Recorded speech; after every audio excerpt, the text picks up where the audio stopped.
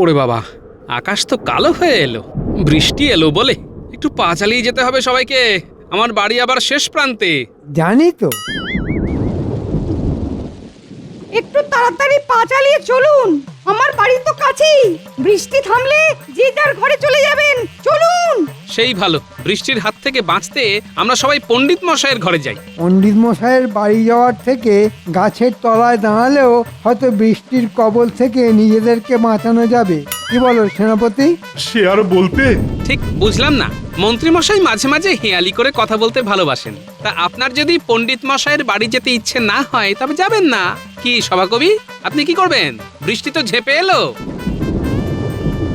ওমা, দুরু দুরু করছে আমার বুক, শব্দ শুনে কাঁপন লাগে, বুক করে ধুক ধুক। চলো যাই গোপাল ভাই, পণ্ডিতের ঘর সত্তর। পণ্ডিত মশাই, তাহলে চলুন, মাথা বাঁচাতে আপনার ঘর। আরে বাস, আমিও ছন্দ মিলিয়ে দিলাম। বাবা কি মজা, খুশি হলেন ভারী।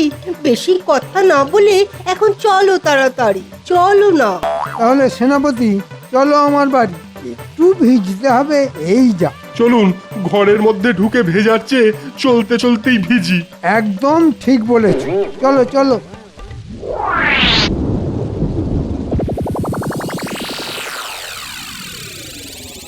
ও মা, কি ভিজে একদম স্নান করে গেছো যে, অসুখ করবে তো। অসুখ করবে কি, অসুখ করে ফেলেছে। কি বলো সেনাপতি? কই, আমার তো অসুখ হয়নি। হয়নি, এবার হবে। কি করে? সেনাপতি, তোমার চেহারাটাই আছে, বুদ্ধিটা মাথা থেকে বার করে কোথায় রেখে এসেছো বলো তো? শোনো, আমাদের বর্ষার আনন্দটা পেতে হবে তো। রাজসভাতে গেলে মহারাজের বকবক আর গোপালের ভাঁড়ামি দেখতে দেখতেই প্রাণ ওষ্ঠাগত। বর্ষার আনন্দ পেতে অসুখের কথাটা রটিয়ে দাও, বুঝলে এবার? এবার বুঝেছি। সত্যি আপনার কি বুদ্ধি! তাই আমি মন্ত্রী, আমার বুদ্ধিতেই রাজ্য চলে, ভুলে যেও না। কেউ ভুলবে না, কেউ ভুলবে না, কিন্তু আর বেশি দেরি হলে অসুখও কিন্তু তোমাদের ধরতে ভুলবে না। ভেজা জামা কাপড় ছাড়ো, ছাড়ো শিগগির। আমি তোমাদের জন্য গরম গরম লুচি আর আলু ভাজা নিয়ে আসছি।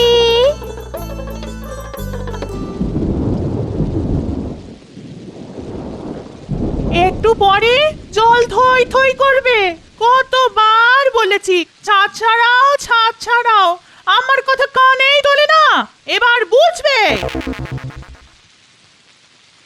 কি অবস্থা পণ্ডিত মশাই? ওমা, ঘরে জল থই থই, বসা শোয়ার জায়গা কই? তোমাদের ডেকে এনে খুব বিড়ম্বনায় ফেললাম গোপাল, না, আমায় ক্ষমা করো। আচ্ছা, এ আপনার কেমন কথা পণ্ডিত মশাই? আজ এলাম বলেই তো আপনার ঘরের এই অবস্থাটা সচক্ষে দেখতে পেলাম। মন্ত্রী মশাইয়ের কথাটা এখন বুঝতে পারছি। মন্ত্রী মশাই সব জেনেও মহারাজকে কিচ্ছু জানাননি। মন্ত্রী মশাই মন্দ ভারী, পদের ধারি পদের ধারি। পণ্ডিত মশাই, আপনি এতদিন ধরে কষ্ট ভোগ করলেন, একবার তো মহারাজকে নিজে মুখে বলতে পারতেন। না, আমাকেই কিছু করতে হবে। পণ্ডিত মশাই নিজে মুখে কিছু বলবেন না, দেখি আমি কিছু করতে পারি কিনা। গোপাল, আমার জন্য মহারাজের কাছে দরবার করো না, আমার এই অনুরোধটা রাখো। পণ্ডিত মশাই, সোজা আঙুলে কোনোদিন ঘি উঠেছে? আপনি বলুন, আমি আঙুল বেঁকিয়ে ঘি বার করব। কাল রাজসভায় দেখা হবে, তবে আপনাকে অসম্মান করে আমি কিছু করব না, কিন্তু যা করব তা আপনার ভালোর জন্যই। এখন তুমি আমাদের ভরসা গোপাল ঠাকুরপো।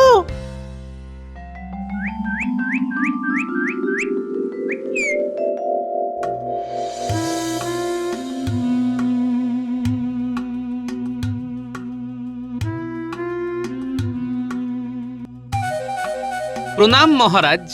মহারাজ, আপনাকে এত চিন্তিত লাগছে কেন? আচ্ছা গোপাল, রাজ্যের কাজ কি করে চলবে বলো দেখি। কেন মহারাজ? কেন আবার, ওই মন্ত্রী আর সেনাপতি যে খুব অসুস্থ। কি হয়েছে জানতে পেরেছেন মহারাজ? রক্ষীকে খবর নিতে পাঠিয়েছি, ও এলেই জানতে পারবো। প্রণাম মহারাজ। বলো বলো রক্ষী, কি খবর? ওদের কেমন দেখলে? মন্ত্রীমশাই আর সেনাপতি দুজনেই জ্বরে বেহুঁশ, ওদের জ্ঞান নেই। বাবা, জ্বরে অজ্ঞান? হুম, ডাল মে কুচ কালা তো আছেই। মহারাজ, আমাদের একবার যাওয়া উচিত। হ্যাঁ হ্যাঁ, নিশ্চয় নিশ্চয়। কিন্তু রাজবৈদ্য তো আজ থেকে ছুটিতে আছে, তাহলে ওই জরুরি পরিষেবার জন্য ডাকি, কি বলো? মহারাজ, রাজবৈদ্য যখন ছুটিতে আছেন তখন ওনাকে বিরক্ত করে লাভ নেই। আপনি বরং পণ্ডিত মশাইকে নিয়ে চলুন। পণ্ডিত মশাই আশা করি এই জ্বর সারাতে পারবেন। হ্যাঁ, পণ্ডিত মশাই জ্বর সারাবেন মানে? বলি, জলে ভিজে তোমার মাথাটাও গেছে নাকি? মাথারও পরিষ্কার হয়েছে মহারাজ। আপনি পণ্ডিত মশাইয়ের এলেম জানেন না। আমার গিন্নির হাড় মর্মর ব্যথা একদম সারিয়ে দিয়েছেন। হ্যাঁ, হাড় মড়মড় ব্যথা? সেটা আবার কি রকম ব্যথা? এই তো প্রথম শুনলাম তোমার কাছে। আরো কত কি ব্যথা আছে মহারাজ, তার কতটুকুই বা জানি আমরা। কি বলুন পণ্ডিত মশাই? গোপালের খেলা শুরু হয়ে গেছে, কোথায় থামবে কে জানে। তবে গোপালের বুদ্ধির ওপর আমার বিশ্বাস আছে। অনেক রকমের ব্যথা আছে মহারাজ। হ্যাঁ, তা না হয় বুঝলাম, কিন্তু মন্ত্রী আর সেনাপতির জ্বর সারানোর উপায় কি করতে পারবেন? দেখতে তো দোষ নেই মহারাজ, আগে রুগীকে দেখি, তারপর তো তার ওষুধ। যথার্থ বলেছেন। তাহলে যাওয়া যাক। আরেকটা নিবেদন আছে মহারাজ। আবার কি নিবেদন? আপনার মন্ত্রী আর সেনাপতিকে সুস্থ করে দেবার পর পণ্ডিত মশাইয়ের ঘরটা নতুন করে গড়ে দিতে হবে, দেশের স্বার্থে। রাজি মহারাজ? রাজি রাজি রাজি।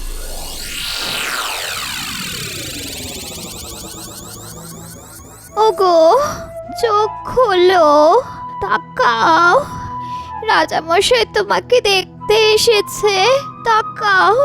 আজ 2 দিন ধরে এইভাবে শুয়ে আমার কি হবে মহারাজ?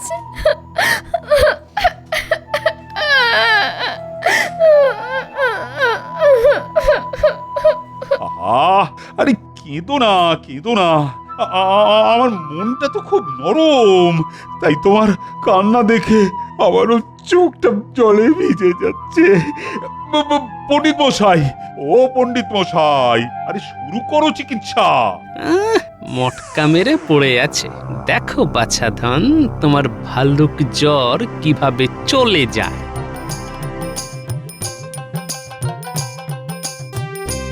ও মা, এ তো গা ঠান্ডা, জ্বর তো নেই। জ্বর নেই গোপাল, মন্ত্রী নাটক করছে। এই রে, ধরে ফেললো নাকি? এই গোপালটাকেই ভয়। কি বুঝছো পণ্ডিত? এটা ঠান্ডা জ্বর মহারাজ, খুব বাজে জ্বর। ঠান্ডা দেশের মোষ বা গরিলাদের এই ধরনের রোগ হয়। এখন আমাদের মতো গরম দেশের মোষ বা গরিলাদের হচ্ছে, ভাববার বিষয় মহারাজ। কায়দা করে আমাকে মোষ গরিলা যা ইচ্ছে তাই বলছে, আমিও সুযোগ পাবো। পণ্ডিত মশাই, রাম চিমটি কাটুন, দেখবেন কেমন বাপ বাপ বলে উঠে পড়ছে আমাদের মন্ত্রী মশাই। ওরে বাবা রে, সর্বনাশ! ওগো, ওগো, তুমি ঠিক হয়ে গেছো। আমার কি আনন্দ হচ্ছে, আমার কি আনন্দ হচ্ছে, তুমি ঠিক হয়ে গেছো। বাহ পণ্ডিত, বাহ, তুমি তো অসাধ্য সাধন করলে। বুঝতে পারছেন মহারাজ, মানুষের চিকিৎসা ছাড়াও পশুদের চিকিৎসাও কি সুন্দরভাবে আমাদের পণ্ডিত মশাই করলেন। আর সেনাপতির কাছে খবর পাঠান যে মন্ত্রী মশাই সুস্থ হয়ে গেছেন। দেখবেন এই খবর পেয়েই সেনাপতি ওষুধ ছাড়াই সুস্থ হয়ে গেছেন। মহারাজ, এইবার পণ্ডিত মশাইয়ের বাড়িটা করে দিতে হবে। হ্যাঁ হ্যাঁ, কাল থেকেই পণ্ডিতের বাড়ি তৈরির কাজ শুরু হবে। ধন্যবাদ মহারাজ। রক্ষী, সেনাপতির কাছে যাও, বলো মন্ত্রী সুস্থ হয়ে গেছে।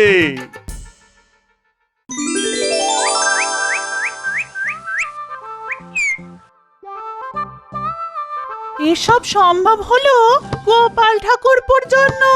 ঠিক বলেছো। মাটির ভেতরে কাঠের বাক্স। কি? মাটির ভিতরে বাক্স? চলো তো দেখি। কই, দেখি দেখি দেখি। মাটির নিচে গুপ্তধন। শুনলি ঘটা, পণ্ডিতের জমি থেকে গুপ্তধন। হ্যাঁ? এই চল চল চল, এই খবরটা মন্ত্রীমশাইকে দিয়ে আসি। চল চল। আমার পূর্বপুরুষদের সঞ্চিত অর্থ, এই সোনাদানা আমার বাবার ঠাকুরদার, এগুলো এগুলো পূর্বপুরুষের স্মৃতি হিসেবে রেখে দেবো। ঠিক বলেছো।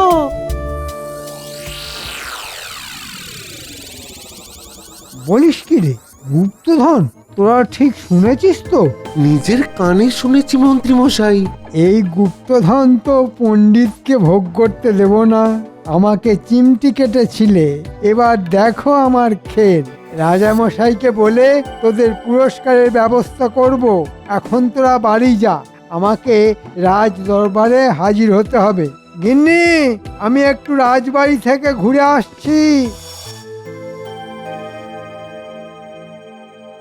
হ্যাঁ, বলছো কি মন্ত্রী, পণ্ডিতের জমিতে গুপ্তধন? হ্যাঁ মহারাজ, আর এই গুপ্তধন আপনার। আরে আরে, সেটা কি করে হয়? পণ্ডিতের জমিতে গুপ্তধন পাওয়া গেছে, তা ওই গুপ্তধন পণ্ডিতেরই? না মহারাজ, আপনি এই রাজ্যের রাজা, তাই এই গুপ্তধন আপনার। আর দেখুন, পণ্ডিতের বাড়ি তৈরিতে আপনি অর্থ সাহায্য করেছেন, তাই ওই গুপ্তধনের ভাগ আপনার পাওয়া উচিত। আর এই খবর দেওয়ার জন্য গুপ্তধনের অল্প অংশ আমাকে দিলে আমি খুব খুশি হব। এতক্ষণে বুঝলাম মন্ত্রীমশাইয়ের মনের কথা। গোপালকে জানাতেই হবে। দেখি মহারাজ কি কথা কবে। ঠিক আছে ঠিক আছে, আমি পণ্ডিতের গুপ্তধন বাজেয়াপ্ত করলাম। রক্ষী, তুমি আমার আদেশনামা নিয়ে পণ্ডিতের বাড়ি যাবে, আর মন্ত্রী তুমিও যাবে সাথে সাথে। যথাজ্ঞা মহারাজ, চিমটি কাটার শোধ নিলাম।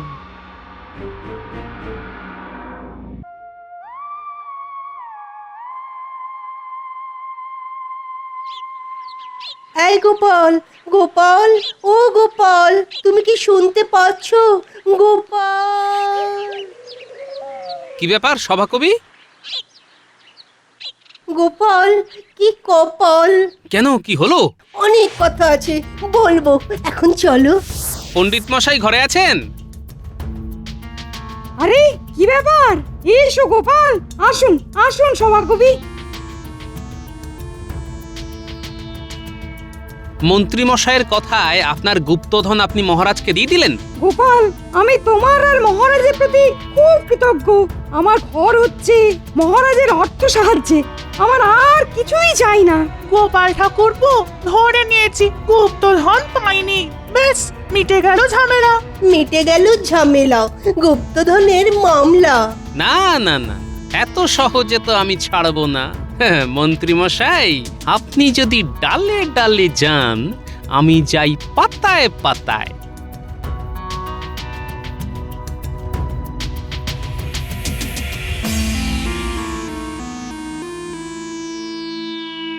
মুড়ি মুড়ি একই শোভা অঙ্গে তব আজ। রাজা, আপনাকে লাগছে দারুণ, পরে নতুন সাজ। আমাকে কেমন লাগছে সভাকবি? কাব্য করে বলো। কি বলি আর কাব্য করে? দাঁড় কাকো ময়ূর পুচ্ছ ধরে।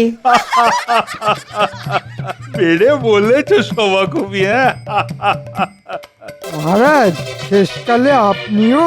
মহারাজ, এটা কিন্তু মন্ত্রী মশাই সঠিক বলেছেন। কোনটা সঠিক বলেছে? ওই কানাকে কানা আর খোঁড়াকে খোঁড়া বলতে নেই। তার মানে আমি দাঁড় কাক? এই দেখুন, আপনি নিজে মুখে স্বীকার করলেন যে আপনি... একটা প্রবাদ আছে জানো তো? আপনি কোন প্রবাদের কথা বলছেন জানি না মন্ত্রী মশাই, তবে আমি একটা প্রবাদ জানি। বলি মহারাজ, বলো বলো বলো, শুনি। অতিবার বেরো না, ঝড়ে পড়ে যাবে। কথাটা মনে রাখবেন মন্ত্রী মশাই।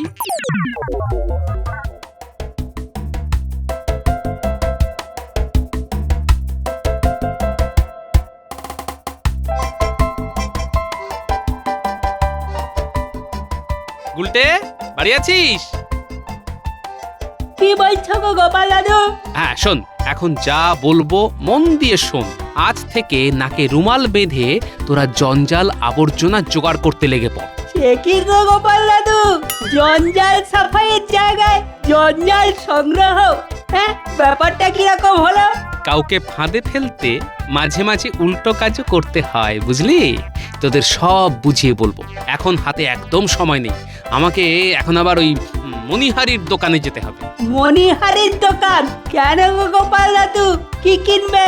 একটা সুন্দর কাঠের সিন্দুক কিনবো, তোরা কাজে লেগে পড়। যত পচা পাঁচকো সব বস্তাবন্দি করবি, ঠিক আছে? আমি সিন্দুক নিয়ে তোদের সাথে দেখা করে সব বলছি। আমি যাব আর আসবো।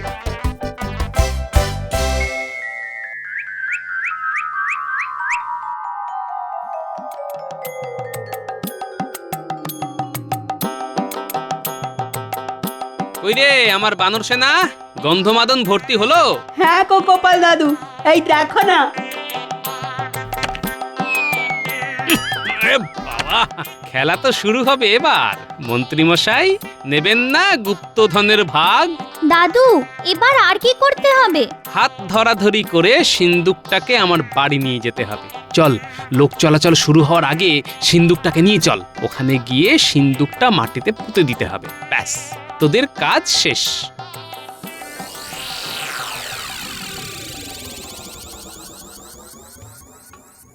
বাহ, খবরটা এক্ষুনি মন্ত্রী মশাইয়ের কানে চলে যাবে। মেঘ না চাইতেই জল। পণ্ডিত মশাই, ও পণ্ডিত মশাই, বাড়ি আছেন? একটা গোপন খবর দেবার আছে। ঘটা, গোপালের গোপন খবর মন্ত্রী মশাইকে দিতে হবে। গোপালের গোপন খবর আর গোপন থাকলো না। কি খবর গোপাল? আজ আমি রাজসভায় যাচ্ছি না। কোনো শরীর খারাপ? না না না, শরীর ঠিক আছে। আসলে একটা প্রাপ্তিযোগ হয়েছে। প্রাপ্তিযোগ? কিরকম? গাছ পুঁতবো বলে মাটি খুঁড়ছি, হঠাৎ শাবলটা একটা শক্ত কিছুর উপর লাগলো। তারপর মাটি খুঁড়ে দেখি, কি দেখলে? একটা সিন্দুক, গুপ্তধন। খবরটা পাঁচ কান করবেন না। যদি মন্ত্রী মশাইয়ের কানে যায় তাহলে আর গুপ্তধন পাবো না। রাজা মশাই আর মন্ত্রী মশাই নিয়ে নেবেন, ঠিক আপনার মতো। তাই বলছিলাম। তুমি নিশ্চিন্তে থাকো গোপাল, তোমার প্রাপ্তযোগের কথা আমি কাউকে বলবো না। কিন্তু আমরা তো বলবো। চল চল তাড়াতাড়ি চল চল। আমার কাজ শেষ। আমার গুপ্তধন প্রাপ্তিযোগের খবর যথা জায়গায় চলে যাবে। আমি এখন বাড়ি যাই, একটু গড়িয়ে নি, বড্ড ধকল গেছে আজ।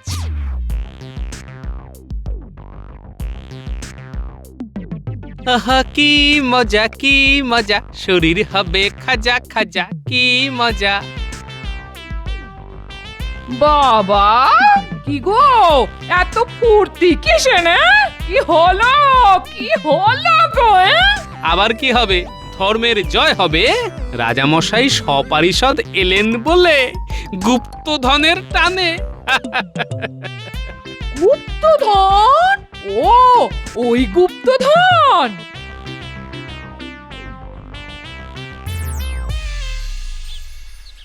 গোপাল, গোপাল, গোপাল বাড়ি আছো? দেখলে কি বলেছিলাম? গুপ্তধনের গন্ধে গন্ধে ঠিক হাজির হয়েছে। যাও গিন্নি, তুমি মহারাজের জন্য কিছু জলযোগের ব্যবস্থা করো। যাচ্ছি যাচ্ছি যাচ্ছি গো।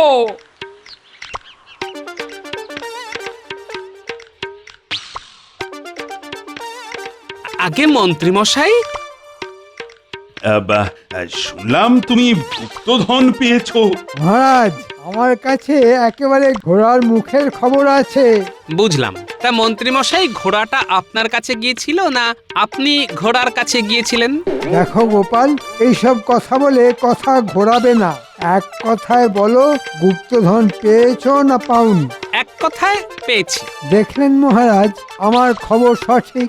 আমাকে যারা খবর দেয় তারা কখনো ভুল খবর দেয় না। তাহলে এবার কি করণীয়? রাজ আইন হিসাবে গুপ্তধনের আসল মালিক হলো মহারাজ, আর গুপ্তধনের খবর সংগ্রহের জন্য আমি মহারাজের কাছ থেকে গুপ্তধনের কিছু অংশ চেয়ে নেব। তাহলে মাটি খোঁড়া হোক মন্ত্রী। মহারাজ, আমি মাটি খুঁড়ে গুপ্তধন বার করছি। গোপাল, জায়গাটা দেখাও। যথা আজ্ঞা মন্ত্রী মশাই, আসুন। ওই যে ওইখানে।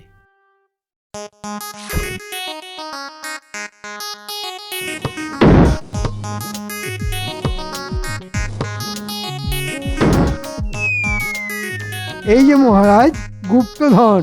ওরে বাবা, বিশাল সিন্ধু, সোনা দানাও অনেক আছে। খোলো খোলো। আর কি ভাবছোটা কি? এই খুলছি। ওরে বাবা, কি গন্ধ রে বাবা। গন্ধমাদন গুপ্তধন। নাকে চাপা দিন মহারাজ। মহারাজ, মহারাজ পালান পালান। মহারাজ, রাজ আইন হিসেবে গুপ্তধন আপনার। গুপ্তধন নিয়ে রাজ আইনকে মান্যতা দিন, আর নয়তো নয়তো আইন বদলান। পণ্ডিত মশাইয়ের জমি থেকে পাওয়া গুপ্তধন যদি আপনার হয়, আইন অনুযায়ী আমার জমি থেকে পাওয়া গুপ্তধনও আপনাদের। কি তাই তো মন্ত্রী মশাই? আমার আমার গুপ্তধন চাই না। আইন আমি পাল্টে দিলাম। যার জমি তারই গুপ্তধন। আমি পণ্ডিত মশাইয়ের গুপ্তধন পণ্ডিত মশাইকেই ফেরত দেব। আর আমাকে ভুল পথে চালানোর জন্য মন্ত্রীকে এই পচা জঞ্জাল মাখবার আদেশ দিলাম। হ্যাঁ, এটাই মন্ত্রীর শাস্তি। কি হলো কি মন্ত্রী, তুমি পচা গন্ধ মাখো। যেমন কর্ম তেমন ফল। গন্ধ মেখে বাড়ি চল।